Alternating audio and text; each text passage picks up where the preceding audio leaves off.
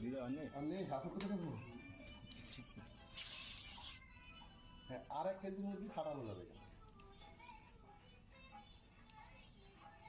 এটা ফ্রিজে আটবে এটা